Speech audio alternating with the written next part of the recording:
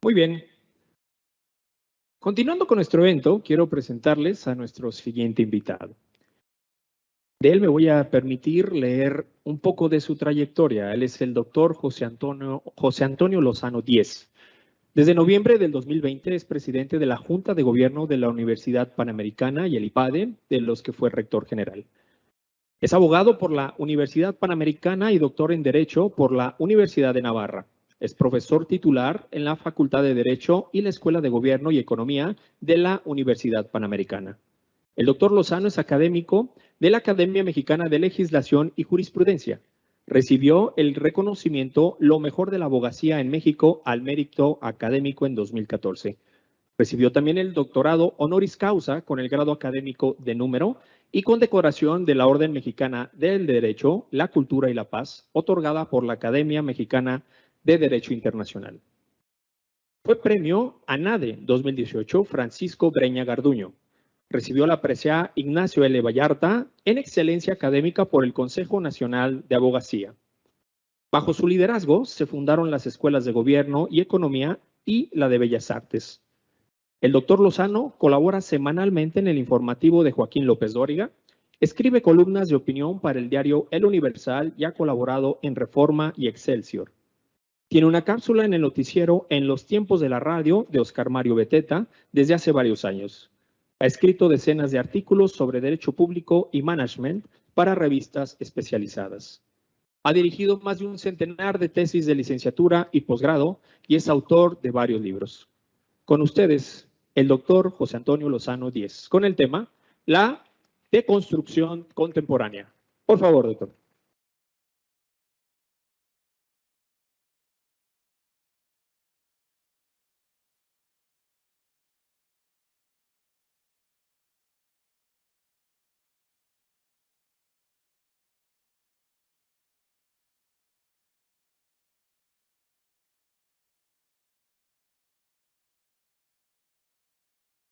Muchas gracias por la invitación, secretario, Adriana, y a todas las autoridades, maestros, padres de familia que hoy aquí nos están acompañando.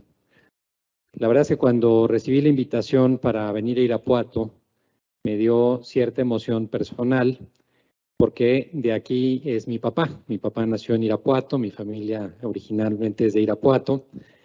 Yo ya soy chilango, pero mis emociones, mi cariño está en mi patria, en gran medida está en esta ciudad. Y tenía tiempo que no venía, entonces ahora que íbamos entrando aquí a la ciudad, pues fue muy emotivo.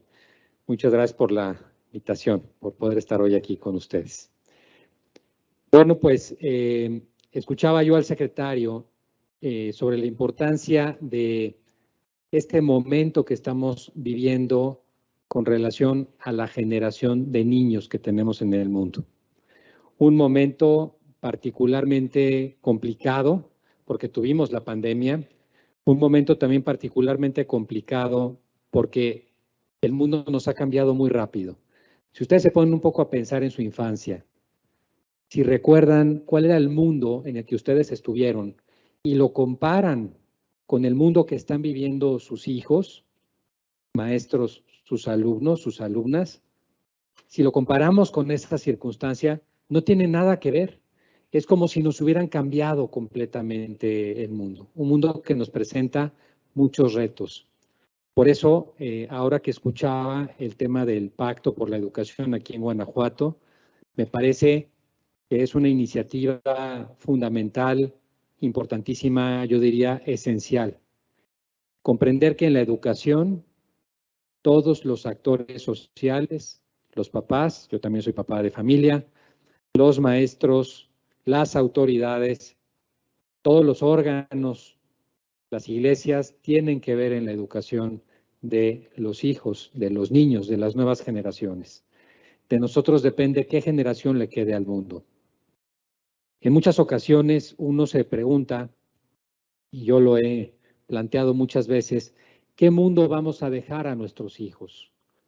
Este mundo complicado, lleno de problemas, contaminación, problemas económicos, circunstancias difíciles, la pandemia. ¿Qué mundo vamos a dejar a nuestros hijos? Pero luego me di cuenta que la pregunta no es esa. La pregunta que nos tenemos que hacer no es qué mundo vamos a dejar a nuestros hijos, sino qué hijos vamos a dejar al mundo. Porque dependiendo de la educación que demos a nuestros hijos, tendrá la posibilidad del mundo de encontrar una salida, de encontrar una posibilidad de ser mejor hacia el futuro. Este título, que suena un poco curioso, que le puse a la plática que hoy les quiero dar, la deconstrucción contemporánea, parte de esa palabrita, la deconstrucción, que no la destrucción, aunque también podría parecerse a ello. Pero ¿qué es lo que nos ha pasado con esta generación de niños? ¿Qué nos ha pasado con los últimos 15 o 20 años en el mundo? Nos ha pasado que muchos de los valores que teníamos en nuestra generación, muchas de las formas de ver el mundo en las que nosotros nos apoyábamos, pues de una u otra manera se han venido desmontando. En algunas ocasiones, pues por circunstancias políticas, en otras ocasiones por circunstancias económicas. Hay una idea de algunos de que lo que había que hacer era desarmar lo que se había construido. Pero lo que no se dieron cuenta es que cuando uno desarma lo que tienes construido, ¿no? Si no tienes una propuesta, pues te quedas, como hoy nos está pasando, sin respuestas. ¿Podemos pasar la siguiente lámina, por favor? Una de las cosas que tendríamos nosotros que tomar en cuenta, y yo les quiero dar algunos de los signos de este mundo en deconstrucción o este mundo contemporáneo, el mundo en el cual nos toca educar. Y esto que estoy planteando en pantalla es antes de la pandemia, previo a que nos encerráramos en nuestras casas. Teníamos un mundo en el que una serie de análisis muy importantes que habían hecho algunos personajes en otras latitudes, concretamente en Estados Unidos, le llamaban desde finales de los años 80, principios de la década de los años 90, le llamaron el momento VICA por sus siglas. Esta idea del momento VICA, que se creó en Estados Unidos, luego pasó por todo el mundo y sirvió para muchos análisis que se han hecho alrededor del planeta. El momento VICA, se decía, estamos empezando a vivir en la historia de la humanidad un momento distinto, diferente, un momento que no había pasado nunca a la humanidad, un momento inédito por sus siglas, un momento de altísima volatilidad. Hoy los cambios son a tal velocidad que ya no tienes la capacidad de digerirlos como antes. Ahora que yo entraba aquí en Irapuato, me lo cambiaron. Y la otra vez me pasó también en León. Es la velocidad del cambio en las ciudades, la velocidad del cambio en la manera de ser de las personas, la velocidad del cambio en la tecnología. Es impresionante. Si aquí hubiéramos estado hace 10 años, es más, si hace 10 años hubiera sido la pandemia, no había la tecnología para podernos haber conectado desde las casas a la escuela, por mencionar un tema. Un momento de altísima incertidumbre. Miren, estamos en junio. En marzo de este año, los pronósticos de crecimiento de la economía de Estados Unidos, de la que dependemos mucho en México, eran una economía que iba a crecer con mucha fortaleza, por todo el dinero que se había metido con la pandemia en la economía, venía el tema bastante robusto. Hoy todo eso cambió. Todo eso cambió. Hoy tenemos en Estados Unidos una inflación del 8%, una inflación que no se había visto en Estados Unidos desde hace 30 y tantos años. Eso no lo pensábamos hace 3 meses. Si hoy yo les digo, oigan, ¿y cómo vamos a acabar el año en México? Ya no digo Estados Unidos. La economía, temas sociales, ¿qué va a ocurrir? ¿Cómo va a llegar México a diciembre? Es muy difícil saberlo. Antes no pasaba eso. Antes los cambios tú te dabas más o menos una idea de cómo venían. Hoy vienen a toda velocidad y eso nos hace un panorama incierto. Un panorama de mucha complejidad. Antes las cosas eran más sencillas. Hoy cada vez las cosas son más complejas. Simplemente pensemos. Hace años los papás en la casa teníamos la posibilidad de controlar y proteger a nuestros hijos. Si tú en un momento determinado, lo digo figuradamente, cerrabas con llave la puerta de tu casa, de ti dependía lo que estaba pasando ahí. ¿Qué escuchaban tus hijos? ¿Qué historias tenías con ellos? ¿Cómo los educabas? Y hoy no hace falta abrir ninguna puerta porque tienen un teléfono al lado, como lo decía el secretario. Y en ese teléfono está todo lo bueno, pero también todo lo malo. Y les quiero decir, papás, los últimos que nos enteramos de lo que ven nuestros hijos en las redes sociales somos nosotros. Los últimos que sabemos de qué está ocurriendo ahí somos nosotros. Por eso la importancia de lo que decía el secretario hace un rato también. Qué importante asomarse a la vida de tus hijos. Qué importante ver esa información que le está llegando, cuál es, qué está pasando por su mente.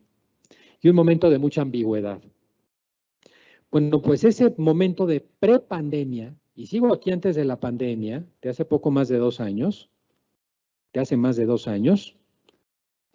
ya nuestros hijos manejaban pues los videojuegos, la televisión, las redes sociales, el celular. En el mundo empezó a suceder, y estos son datos globales, que los niños hasta los 2 o 3 años de edad estaban frente a una pantalla hasta unas 3:30, 4 horas diarias. A los 7 años, ese promedio global, había crecido a casi 7 horas. En la adolescencia ya no les cuento.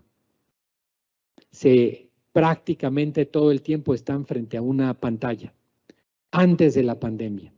Y fíjense, en marzo del año 2020, cuando nos estábamos encerrando en la pandemia, se publicó un libro en Francia, que fue todo un bestseller, ya está traducido al español. El libro se llama La fábrica de cretinos digitales. La fábrica de cretinos digitales. Está publicado por un neurocientífico de apellido Duverger. Y en él decía, esta generación, y comprobado por muchos estudios no solamente en Francia, sino en Finlandia, que presume de tener uno de los mejores sistemas educativos del mundo, Dinamarca y algunos otros países, no solo en la región europea, sino en Australia y Norteamérica. Esta generación de niños es la primera en muchos años, en muchas generaciones, que va a ser menos inteligente que la de sus papás. ¿Ah, qué tema? La primera generación que va a ser menos inteligente que la de sus papás. Dicen, desde la Segunda Guerra Mundial, cada 10 años, el promedio de IQ, que es la capacidad abstracta de la mente, hay varios tipos de inteligencia, pero esta es la que nos ayuda con el razonamiento matemático, con el razonamiento filosófico abstracto, el IQ, había venido creciendo 3 puntos cada década. Bien, una persona normal en esa medición tiene de 90 a 110 puntos de IQ. Una persona que tiene más de 110 puntos ya es inteligente. Acercándonos a los 120 o 130 son genios. Abajo de los 90 empiezan algunas restricciones. Abajo de los 80 ya hay problemas de aprendizaje serios. 90 o 110 es el rango de una persona normal. Crecer 3 puntos de IQ promedio del mundo es muchísimo. Es mucho. Es una humanidad que se va volviendo cada vez más inteligente. Pues bueno, esta generación de niños, la que hoy tenemos, ha tenido una caída de 7 puntos de IQ en una sola generación. Y este es un dato verdaderamente preocupante. Yo les diría preocupantísimo. y tiene que ver con el uso de las pantallas. Y les voy a decir una cosa, papás que están aquí. El cerebro de las personas, de los niños, se empieza desarrollando en lo que se llama la zona límbica, que es la parte de atrás de la nuca. Ahí lo que capta nuestro cerebro son sonidos, luces y movimiento. Sonidos, luces y movimiento. Conforme van creciendo los niños, van hacia la adolescencia y luego la juventud, a la edad adulta, el cerebro se desarrolla hacia la frente, hacia la corteza prefrontal. Aquí es donde pensamos, donde razonamos. ¿Qué pasa, papá, si tú le das a un niño de 2 o 3 años, lo dejas con un videojuego todo el día o lo dejas frente al iPad todo el día? ¿Qué es el iPad? ¿Qué es el videojuego? ¿Qué es la televisión? Sonidos, luces y movimiento. Entonces, si tú a un cerebro que lo único que capta son sonidos, luces y movimiento le das eso, dice un principio de la neurología, o lo usas o lo pierdes. Entonces, por eso son cerebros que no se desarrollan. Miren, es tal el tema, es tal el problema, que ya se habla hoy de que la adicción más importante de la juventud no es la adicción a las drogas, al alcohol o a otros temas. La adicción más importante que hoy tenemos es digital. Jóvenes que si los quitas de su teléfono celular les da síndrome de abstinencia, que no tienen capacidad de soltarlo, que no tienen hora de sueño. En China, el año pasado, en China, se tomó una disposición, un decreto. Los juegos online, o sea, donde juegan videojuegos que están en distintos domicilios, solamente se permiten viernes, sábados y domingos de 7 a 8 de la noche. Nada más. Algunos días festivos. ¿Y por qué el gobierno chino tomó una medida tan drástica? ¿Por qué creen? Precisamente porque en el uso de esos dispositivos está en gran medida un problema de salud pública para China y para todo el mundo. Para todo el mundo. A mí me llama mucho la atención, y se los digo también aquí como anécdota, que los grandes desarrolladores de las redes sociales, como el señor Mark Zuckerberg, el que desarrolló Facebook, ahora Meta, en su casa, con sus hijos, no se permite el uso de aparatos, dispositivos ni celulares. A sus hijos no se los dan. Le estoy hablando al señor Zuckerberg, igual que muchos otros que están allí en Palo Alto, donde se han desarrollado todas estas aplicaciones. Más a las nannies, las que van a cuidar a sus hijos, tienen prohibido llevar celular a su casa. Esto lo comento porque nos debe dar una idea de que estamos en una circunstancia, digamos, compleja, de un reto muy grande como papás, como colegios, como escuelas. Por otro lado, teníamos un tema pues de una caída, una ruptura de muchos de los valores que nosotros tuvimos en su época y que ahora ha venido esta deconstrucción que les decía hace un rato. Hoy, muchos de nuestros niños lo que escuchan no son valores, lo que escuchan es violencia, lo que escuchan es valores muy contrarios a los familiares, a los que como papás intentas tú darles a los hijos. Hay una deconstrucción muy fuerte en un ambiente generalizado que es en todo el mundo, es un ambiente global. Hay también pues un tema de adicciones muy importante. Estamos en la generación más adicta de la historia. El mundo ahora tiene distintas adicciones a muchas cosas. Ahora les comenté la más extendida, que es la adicción digital. Pero las adicciones es un signo que marca esta época. Hay que cuidar a los hijos de manera muy especial, porque como se los decía, en todos los casos, el último que es consciente de la adicción de un hijo son sus padres. En el mundo también ha habido un gran crecimiento de la polarización y del odio. Y este es un problema muy serio. Nunca como ahora habíamos visto un crecimiento del odio tan grande como en esta generación. Por eso la violencia es la punta del iceberg de algo que está pasando en el fondo. El discurso que vemos en muchas películas, programas de televisión, en la política, en los propios videojuegos, la generación de odio es un problema que ha sido poco estudiado, pero que ahora empieza a prender las alarmas en el mundo. Miren, hay un científico canadiense, que es también neurólogo, que ha estado estudiando el tema del odio en los últimos años. Hizo unos estudios poniéndole unos diodos en el cráneo a una serie de personas que decían odiar a algo, para empezar a ver cuáles son los circuitos del cerebro que se activan con el sentimiento o con la pasión del odio. Y los resultados son impresionantes. Les voy a decir tres cosas, no les voy a contar todo ahora, pero tres cosas que me llaman mucho la atención de ese estudio. En ese estudio sobre el odio, lo que surge primero es que se activan prácticamente los mismos circuitos cerebrales que en el amor o en el enamoramiento. Es una pasión tan fuerte una como la otra, pero con una diferencia, y este sería el punto número 2. La persona enamorada no ve los defectos del ser amado. En el odio sí se ven, y tienes la capacidad de tener cálculo para dañar al otro. Y lo tercero es que el odio, a diferencia del enamoramiento, es contagioso. A ti hay personas, y está pasando mucho en el mundo, que no te han hecho nada, pero que ya las odias por un discurso, por una circunstancia, por algo, y las odias de a de veras, de a de veras. Lo más difícil del odio es que una vez que arranca en el corazón, en la mente de una persona, es muy difícil de controlar y de frenar.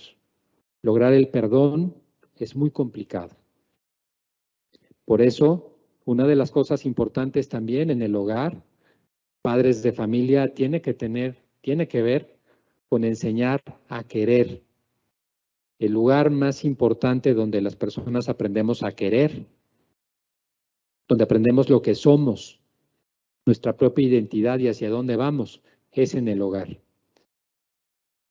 Y todo esto que nos está produciendo en la época actual, frente a los temas educativos y demás, pues un gran nivel de confusión. Estamos ahí ahora. Si me ayudan a cambiar la lámina, por favor.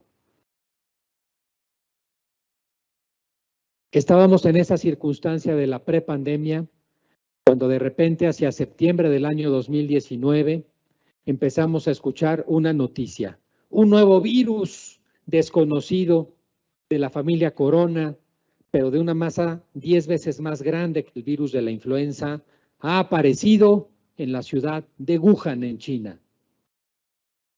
Y ese virus que apareció parece que es más contagioso que la influenza y más letal que la influenza. Y al principio preocupó esta noticia, les hablo de septiembre, octubre del año 2019, pero no tanto. Y no tanto porque ya estábamos acostumbrados a oír de otras enfermedades así, respiratorias, en Asia.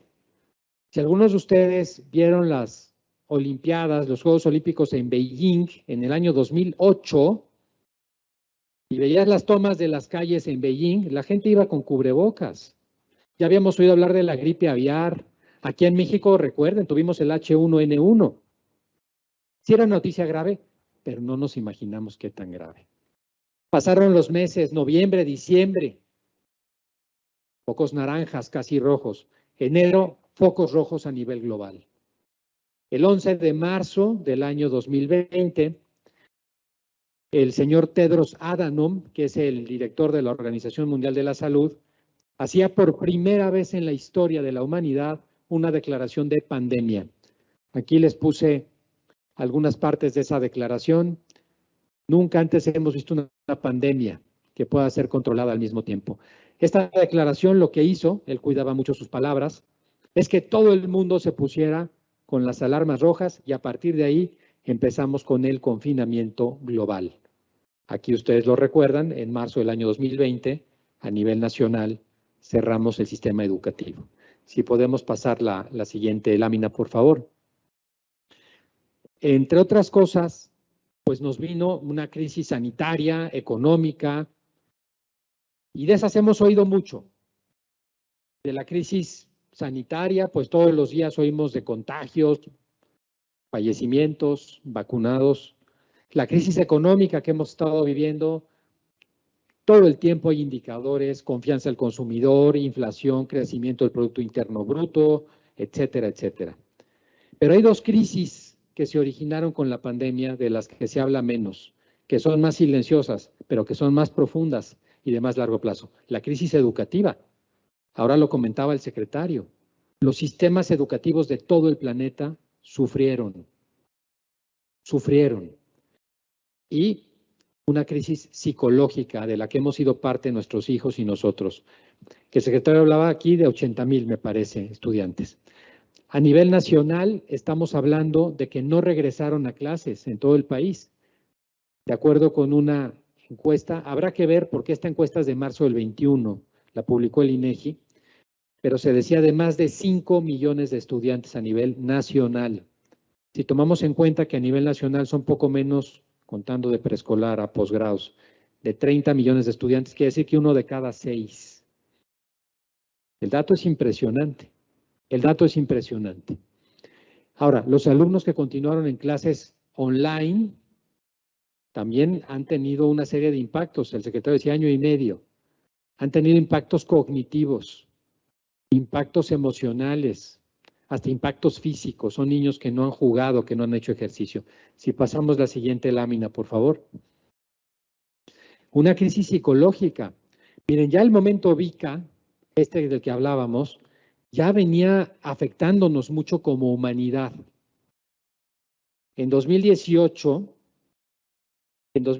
había unos pronósticos muy serios que se hicieron en el seno de la Organización Mundial de la Salud, en los que se decía, para el año 2020, sin la pandemia, porque esto se hizo en el 18, sin la pandemia, decían, para el año 2020, la principal causa de discapacidad laboral en economías emergentes como la mexicana van a ser la ansiedad y la depresión. La ansiedad y la depresión. Un problema muy serio de salud pública sin la pandemia. Con la pandemia, el dato es demoledor.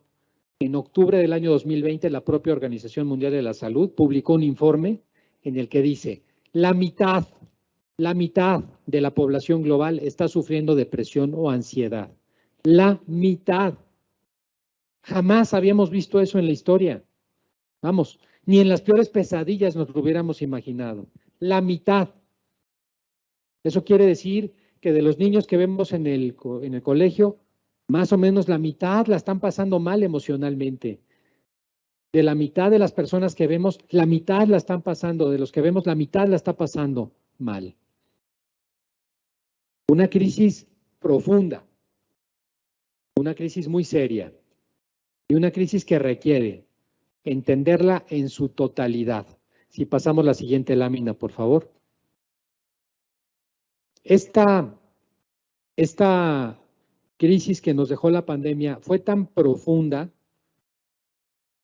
tuvo un golpe tan fuerte, que en un artículo que se publicó el año pasado, que ha sido muy importante, se ha traducido a todos los idiomas, el artículo se llama Frente al Caos, lo pueden luego googlear, de un señor James Casio, que pertenece al Instituto para el Futuro, en Estados Unidos, en Santa Mónica, California, donde está un think tank, que es el más grande del mundo, que se llama RAND.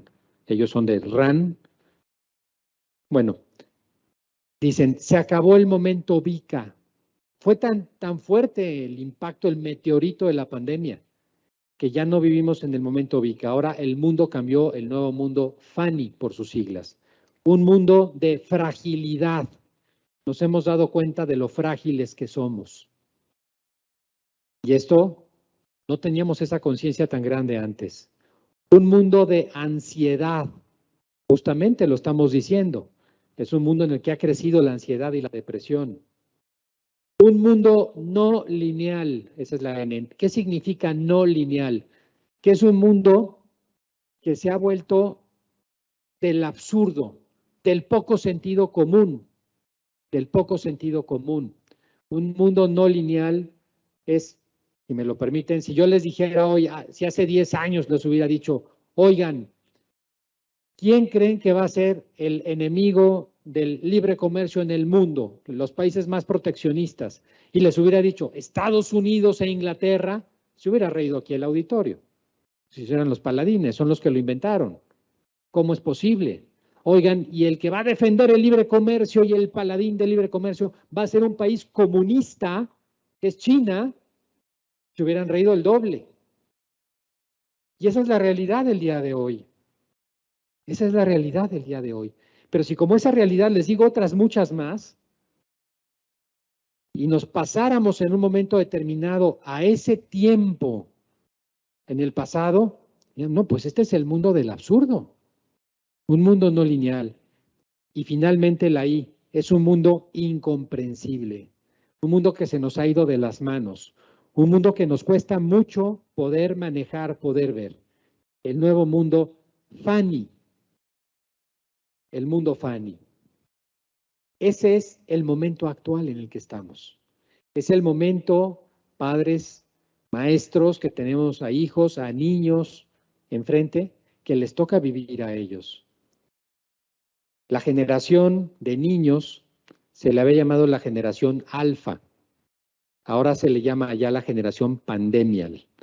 En un momento les hablo un poquito de ese tema. Si podemos pasar la lámina, por favor. Y yo hoy les quiero proponer aquí en esta conferencia, ya ahora les he hablado de problemas, pero no me quiero quedar, si no quiero salir con un Kleenex y las lágrimas y deprimidos. No quiero, todo lo contrario. Los quiero poner frente a nuestra realidad. Estamos frente a una gran encrucijada.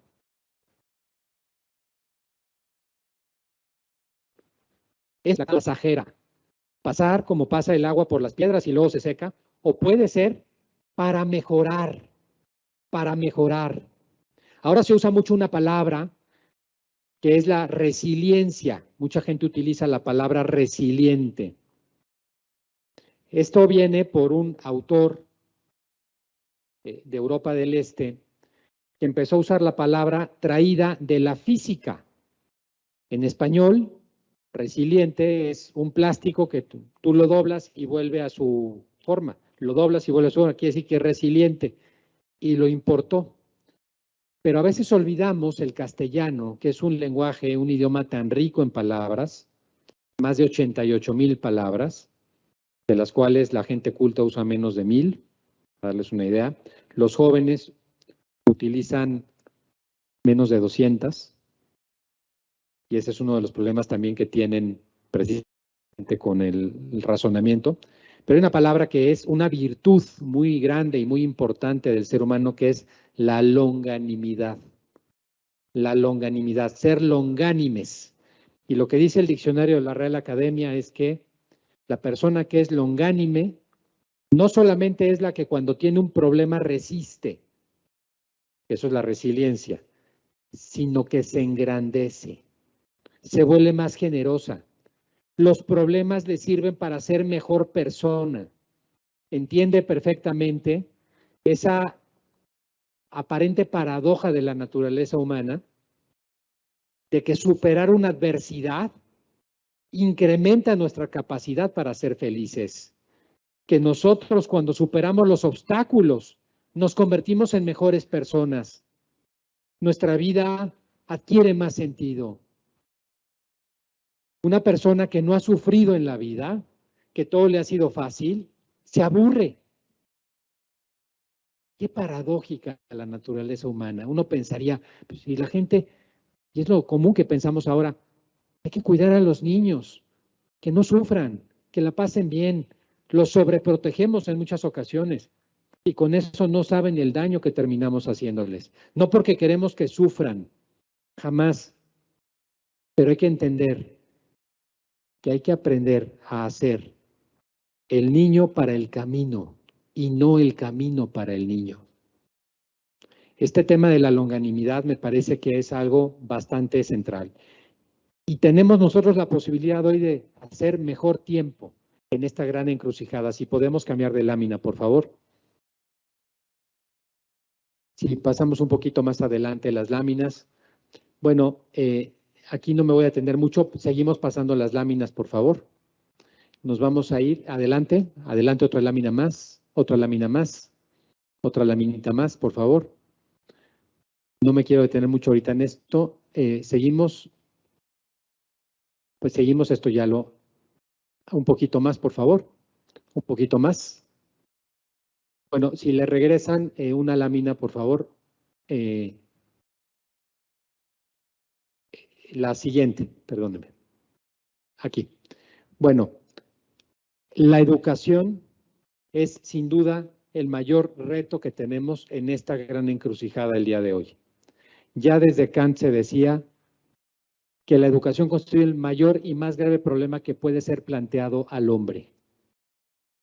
Nuestros hijos, estos niños, están hechos como seres humanos para tres cosas muy importantes. Para buscar la verdad, querer el bien y ser libres. El ser humano está compuesto, desde luego, de una parte física, pero también tiene una parte mental y una parte espiritual. Ahí es donde residen la voluntad y la inteligencia, en la racionalidad. En la medida en que nosotros educamos al ser humano y se aproxima a eso, alcanza la felicidad. Y miren, es que las personas, el ser humano, a diferencia de las plantas, de los animales, que siendo lo que son todo lo que pueden ser, nosotros, los seres humanos, podemos tener una vida lograda, extraordinaria, maravillosa, o una vida fallida.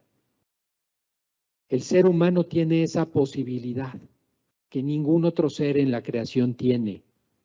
Solamente nosotros.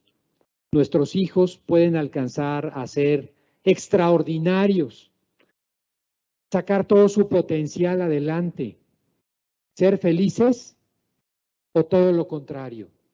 Pueden tener una vida, ya no les digo más o menos, una vida de fracaso. De ahí lo importante de la educación. Si pasamos la siguiente lámina, por favor. Si podemos pasar la lámina. Ahora con la pandemia, una de las cosas que hemos tenido pues son retrocesos distintos en capacidades cognitivas, de socialización, tuvimos de ansiedad y depresión, inteligencia emocional e inclusive, como les decía, capacidades físicas. Si pasamos la siguiente lámina, por favor. Y entonces lo que nos tendríamos que preguntar es cómo logramos que nuestros hijos tengan, y aprovechando este momento tan complicado de la pandemia, papás, y aprovechando el tema del pacto, que es una gran iniciativa, ¿qué podemos nosotros plantearnos? Miren, durante muchos años el modelo educativo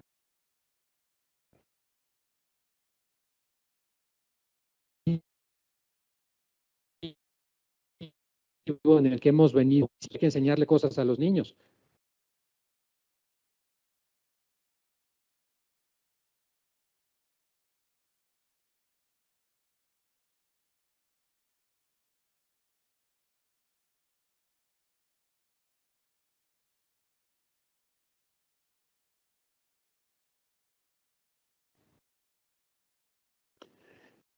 Si pasamos la siguiente lámina, por favor.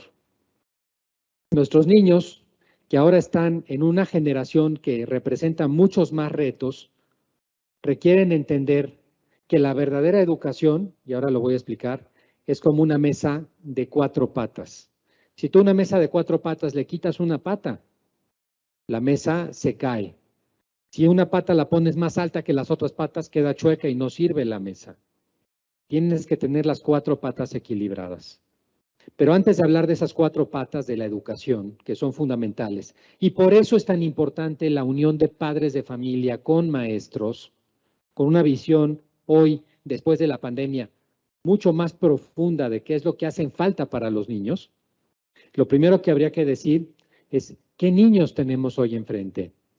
Miren, cada vez más la humanidad va cambiando de generación y las generaciones van teniendo distintas maneras de ver el mundo, de comprender, de sentir.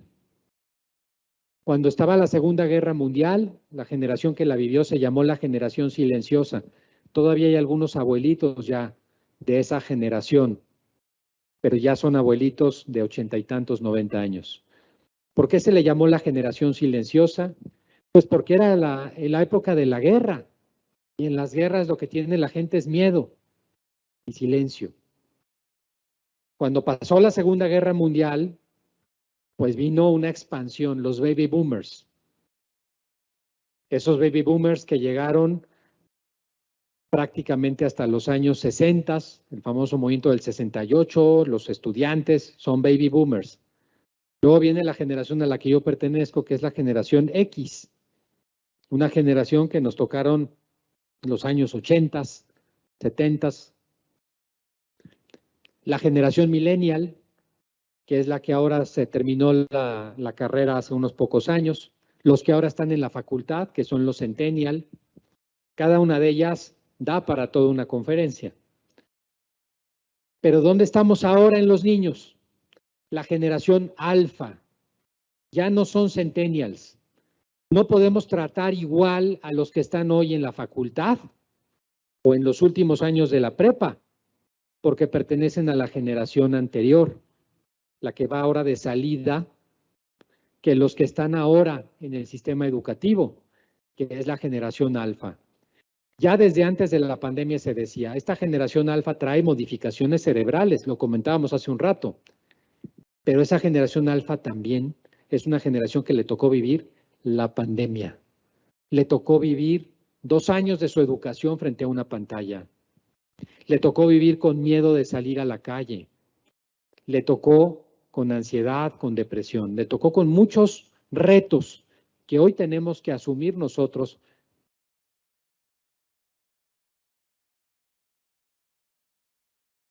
Y aprovechar ellos para hacerlos crecer más.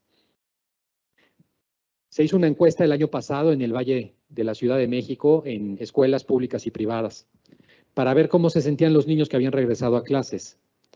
Llamaba la atención que la palabra en niños de preprimaria, tercero de primaria, la palabra que más aparecía era la palabra miedo. Claro, oían a sus papás, no salgas a la calle, usa el cubrebocas, está el coronavirus, para algunos no entendían que era el coronavirus allá afuera, pero de cuarto, quinto de primaria hacia primero de bachillerato era un poquito peor, porque la palabra que más aparecía era tristeza. Tenemos que, en vez de verlo como algo negativo, esos son niños que en el dolor, precisamente por lo que les explicaba, esa palabrita olvidada del castellano, la longanimidad, pueden aprender a ser mejores personas. Podemos aprovechar eso para educarlos mejor. Si pasamos la siguiente lámina, por favor.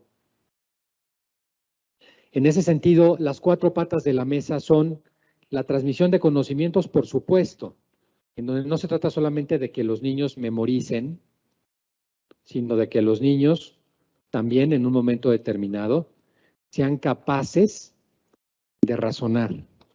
Pata número 1. Pata número 2, la formación de habilidades. No solamente se trata, y sobre todo ya cuando van creciendo más los niños, que sepan cosas, sino que sepan resolver problemas, que sepan enfrentarse a situaciones, conocimientos, habilidades o competencias. La tercera pata es la formación de actitudes, lo que se llama la inteligencia emocional, hoy tan deteriorada. Miren, hace un rato hablábamos del IQ, les dije hay varios tipos de inteligencia, pues hay otra que se mide también, que es la inteligencia emocional, el EQ.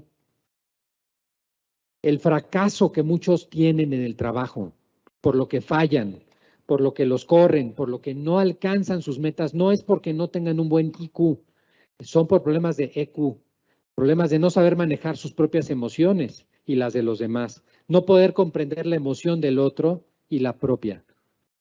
Hace un rato decía el secretario, qué importante es volver a la escuela, porque en la escuela, entre otras cosas, se logra también la formación emocional, igual que en casa con los papás. Si esa no se alcanza a desarrollar esa patita, la mesa no sirve, la mesa se cae, porque la mesa necesita sus 4 patas para mantenerse.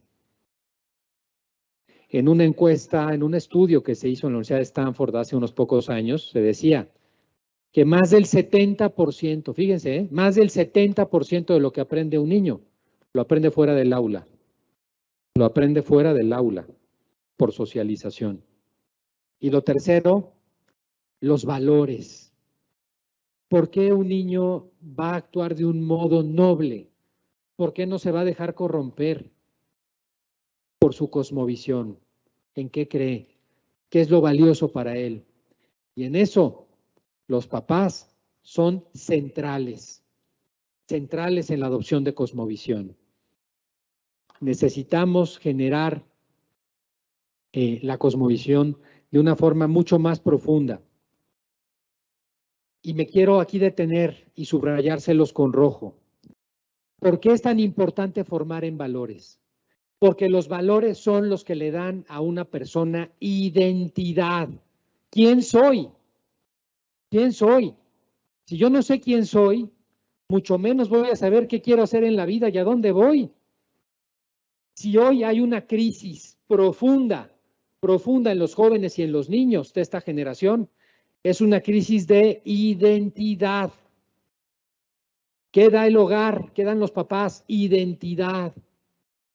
Pero nunca le vas a dar identidad a un niño si el discurso que le vas a dar, la historia que le vas a contar, no está basada en valores. No existe. De nada me sirve saber que soy de tal familia si no significa algo ser de esa familia. Es que en esta familia los valores que hemos predicado son estos. Y ve a tu papá que predica con el ejemplo, a tu mamá que predica con el ejemplo y te dice los valores. Acuérdense ustedes que las personas aprendemos y mucho más de aquello que vemos que de lo que escuchamos. Lo que vemos, identidad, valores. Yo les diría que las 4 patas de la mesa son importantes. Las 4 tienen que estar equilibradas. Las 4 son fundamentales. Pero la cuarta es vital en este momento. Vital. Y esa pata hoy es de las más ausentes. Por eso qué importante en la casa enseñar esto. ¿Y cómo se enseña la cosmovisión? ¿Cómo enseñar valores? Es un arte, no es nada sencillo. Desde luego el ejemplo. Pero les voy a dejar 2 consejos en esta plática de hoy que me parece que son importantes.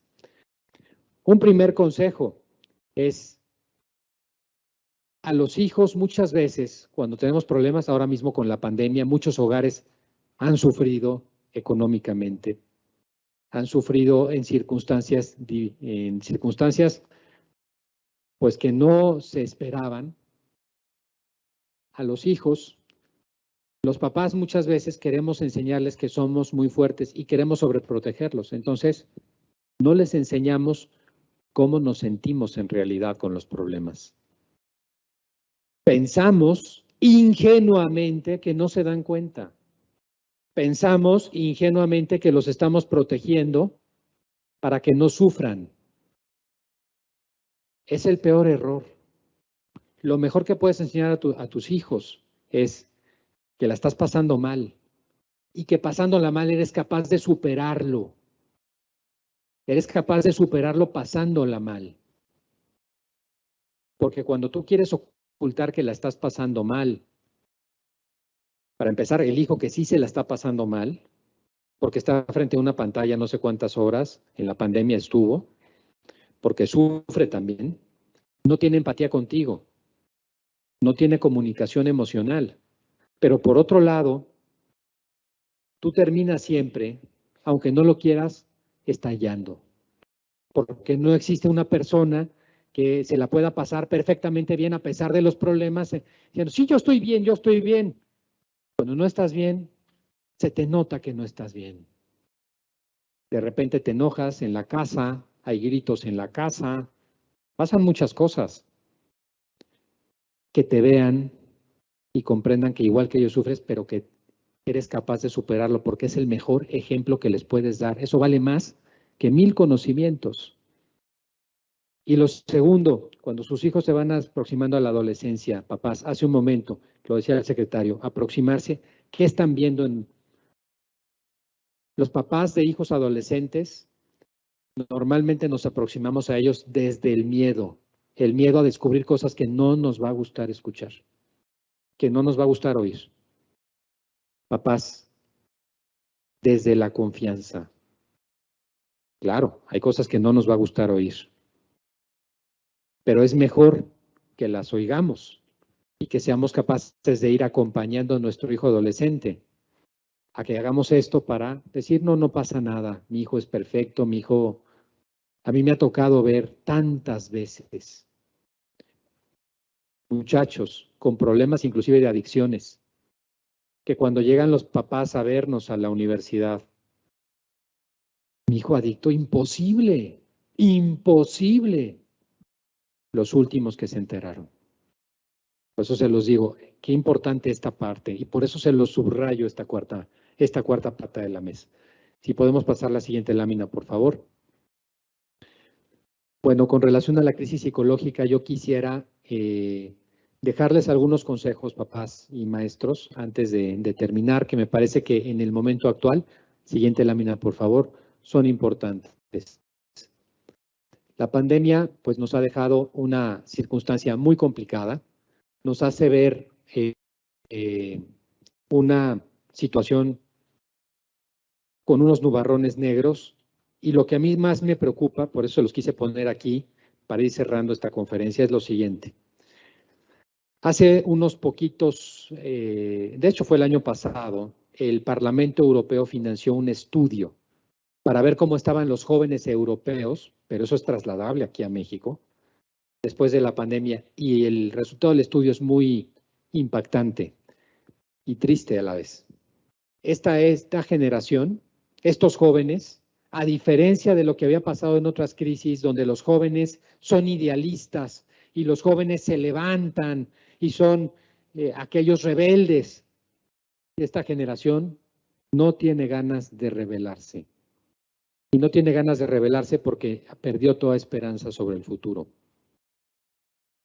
Ese es un punto que no podemos permitir.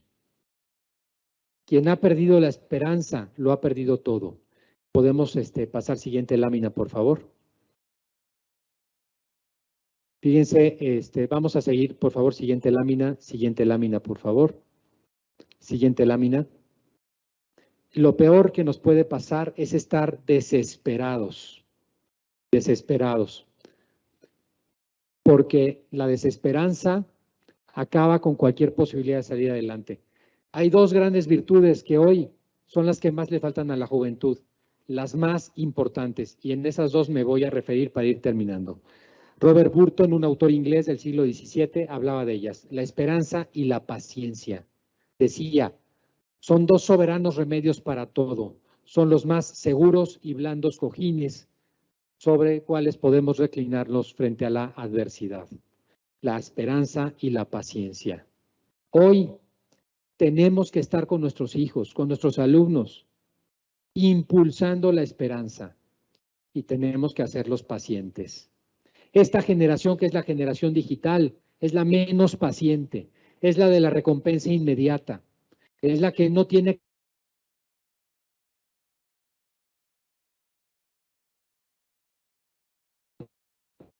capacidad de...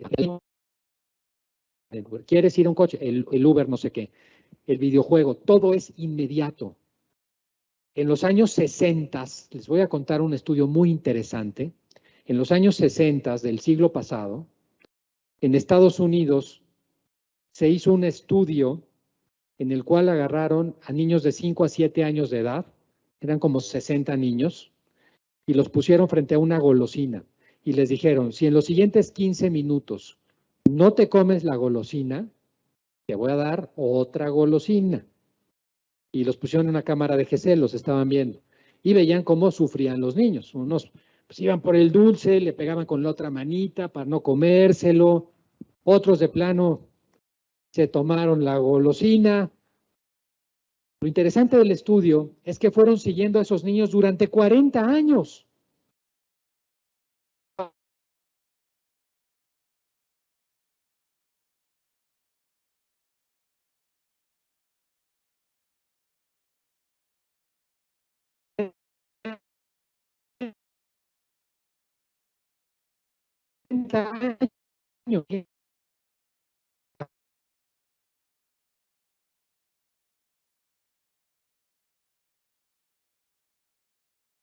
Y eso es lo más fuerte del estudio. Se declaraban más felices. La paciencia, las cosas que verdaderamente en la vida nos hacen felices como seres humanos solamente son dos, el amor y el trabajo. Y las dos requieren la virtud de la paciencia. Las dos. La paciencia. Y por otro lado, la esperanza. Si podemos pasar la siguiente lámina, por favor. Seguimos la siguiente lámina. Quiero cerrar con estas 4 reflexiones con ustedes, que me parece que en el momento actual, frente a los hijos, tienen que ver mucho con recuperar la esperanza, con impulsar la esperanza. Y lo digo para todos, porque también es útil para nosotros. La primera reflexión es recordar un viejo adagio que siempre ha tenido razón en la historia. El momento más oscuro de la noche es justo antes del amanecer. ¿Qué cierto es esto? A veces los seres humanos vemos la vida como si fuera una fotografía, como si todo lo malo que hoy vemos se fuera a quedar así para siempre. Y nos olvidamos que la vida es una película, que tiene distintas escenas, distintos actores, y que un momento malo sigue un momento bueno. Hay que recordar eso. Ya pasó la pandemia. Sí, hay guerra en Ucrania y tenemos inflación, pero ya pasó la pandemia y vienen momentos de amanecer. Hay que saber transmitirnos eso a nosotros mismos y a nuestros hijos, a nuestros alumnos. Lo que les decía hace un rato, esa parte paradójica del ser humano, superar una adversidad, en este caso la pandemia, incrementa nuestra capacidad de ser felices. A ver, no hay persona, no la ha habido, no la habrá en la historia de la humanidad que no sufra algo. Todos tenemos pérdidas, todos tenemos dolores. No quisiéramos que fuera así, pero así es. Y el ser humano, cuando se enfrenta a eso bien, cuando lo supera bien, termina siendo mucho más feliz. Yo tuve una abuela que vivió la guerra civil en España. Otra abuela que vivió partes de la revolución. Y eran tremendamente felices. Pero si te contaran sus historias, no te las crees. En la pandemia, la verdad, sufrimos de manera bastante fifí. Porque picábamos un botón y teníamos la televisión. Y picábamos no sé qué y venía el supermercado. Es una pandemia, no, lo que es no tener comida. Lo que es no saber si están vivos tus hijos o tu esposo. Es otra historia. Y sin embargo eran personas profundamente felices. Lo tercero, miren, se los quiero decir aquí, alcanzar la paz interior. Todos nosotros en este mundo estamos así. Salimos corriendo a dar clases o con los hijos, regresamos, vamos a comer, volvemos por la tarde, noche, y al día siguiente lo mismo, y el fin de semana vamos a eventos sociales, y nuestra vida es continua actividad. ¿Qué tiempo le has dedicado a detenerte unos minutos a pensar en dónde estás parado, dónde estás parada, hacia dónde estás yendo, hacia dónde van tus hijos, qué esperas, cómo te ves en 5 años, cómo te ves en 10 años? ¿Estás conforme con tu vida o estás en piloto automático? ¿Estás dejando que las cosas pasen, fluyan? ¿En dónde estamos? La paz interior se alcanza cuando te das espacios de reflexión en silencio. No vas a poder educar a tus hijos bien si no te das espacios de reflexión en silencio. A los hijos no se les educa en piloto automático. ¿Qué está pasando con tu hijo? Piensa, ¿por qué te dijo esto? ¿Hacia dónde va? ¿Cómo lo ves? ¿Cómo ves a tu hija? ¿A dónde va? Esa reflexión nos alcanza la paz interior y la serenidad en la vida. Cuando no tenemos esa reflexión interior, acabamos con un vacío interior. Y eso produce también depresión y ansiedad. Y finalmente, pensar que hay un sentido de las cosas. El ser humano está hecho para el sentido. Hoy, los jóvenes, hoy las personas en esta época actual hemos intercambiado las emociones por el sentido. Hemos dejado a un lado el sentido de la vida y confiamos solamente en las emociones. Y eso lo ven en los jóvenes y en los niños muchísimo. Este es un tema, me parece que central también. Hace ya algunos años se escribió un libro que es un clásico muy famoso. Se llama El hombre en busca de sentido. Lo escribió un psiquiatra judío austriaco, Viktor Frankl, que estuvo en un campo de concentración. En ese campo de concentración logró sobrevivir y decía, muchos de los que estaban a mi lado eran mejores que yo, eran más fuertes físicamente, era trabajo pesado, eran más fuertes mentalmente que yo también, y sin embargo fallecieron y yo sobreviví. Y cuando sobreviví y salí del campo de concentración, mi esposa ya no estaba, mis padres ya no estaban, no tenía nadie. Mi existencia era desnuda, sola y vacía.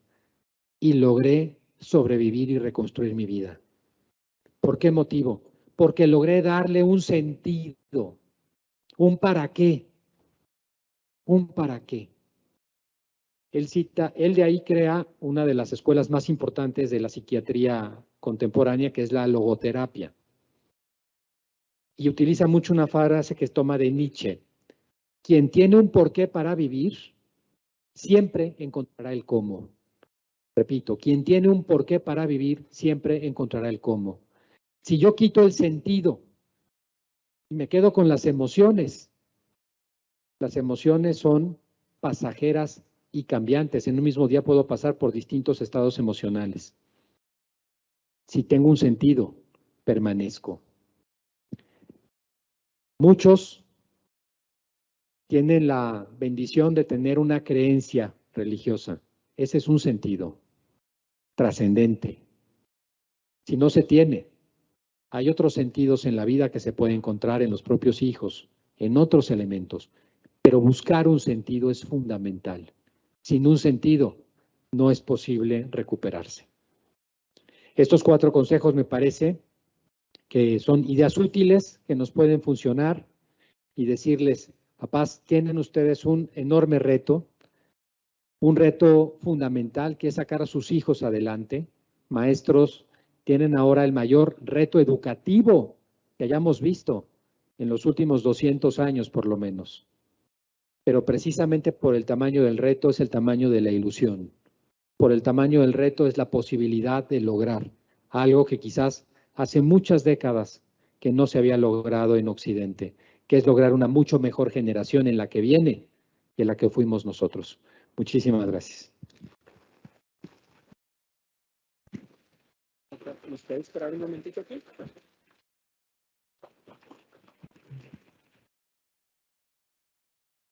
Muchísimas gracias, doctor, por este importante e interesante mensaje. Queremos aprovechar su presencia y queremos pedir de la manera más amable si nos puede acompañar el secretario de Educación, Jorge Hernández, su esposa, la maestra Adriana Gama, por favor, aquí al frente.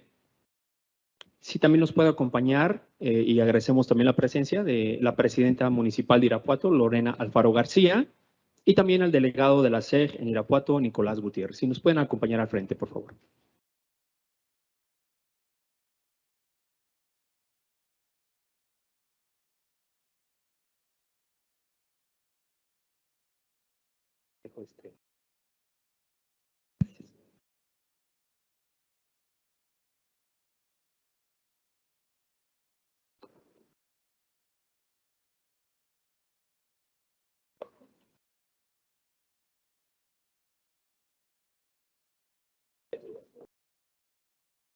Si nos podemos situar un poquito más al centro del escenario, un poquito hacia atrás, ustedes, por favor, para hacer la entrega de reconocimiento precisamente por esta importante plática.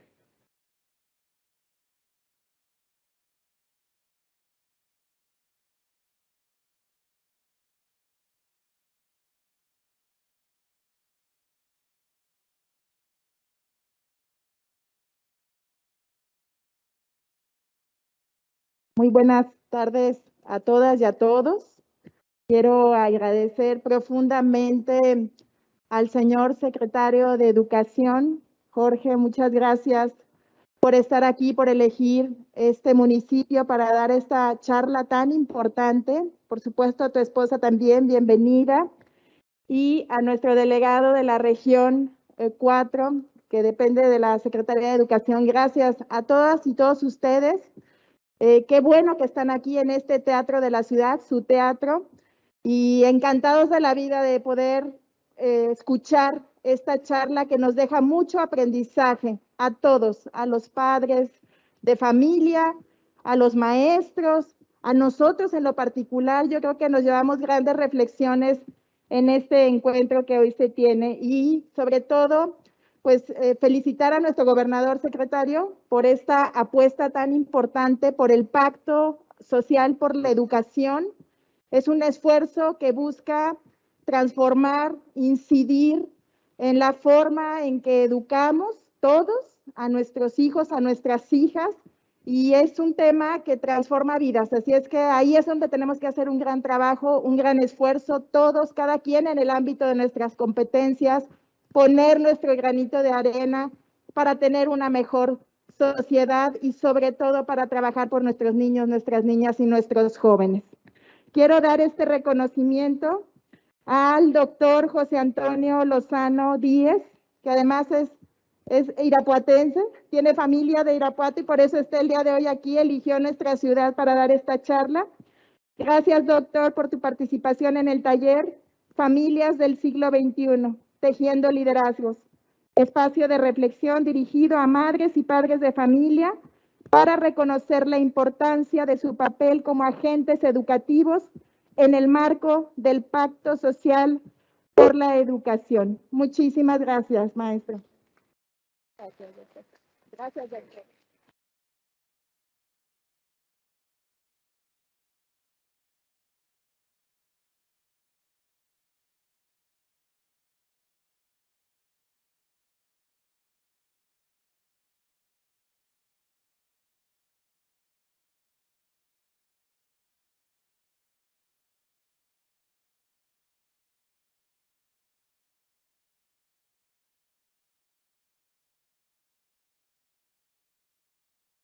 Nos sumamos a este reconocimiento con un fuerte aplauso, por favor.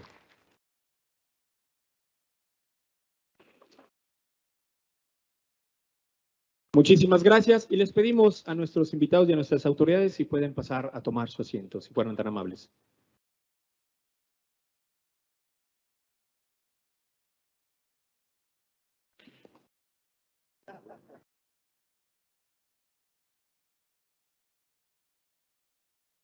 Les ayudamos.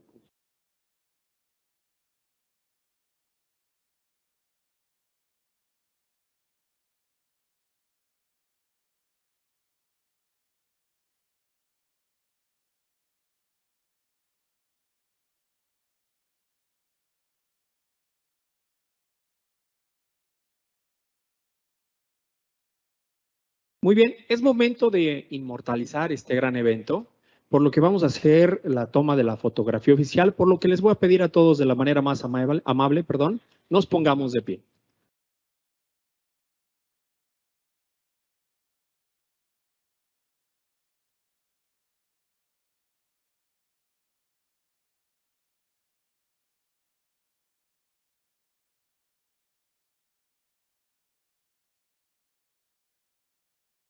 Por favor, para que todos podamos salir en la foto, nos piden por favor a las personas que nos acompañan en las laterales si se pueden salir un poquito más hacia el pasillo y vernos más unidos, si fueran tan amables, por favor.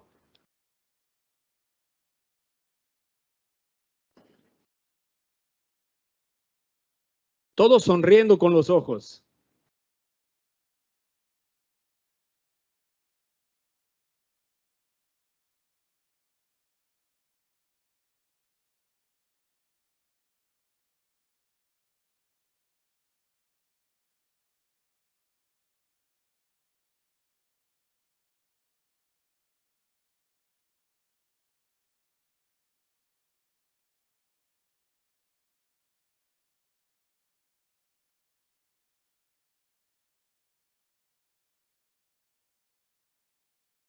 Excelente, fuerte aplauso para todos.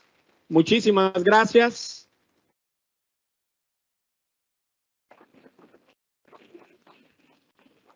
Y con este aplauso y con esta emoción es como damos por concluido este gran evento. Queremos agradecerles por parte de la Secretaría de Educación de Guanajuato su participación, su entrega, su emoción, su participación y compañía en este gran evento. Muchísimas gracias, que tengan muy buena tarde. Enhorabuena. Gracias.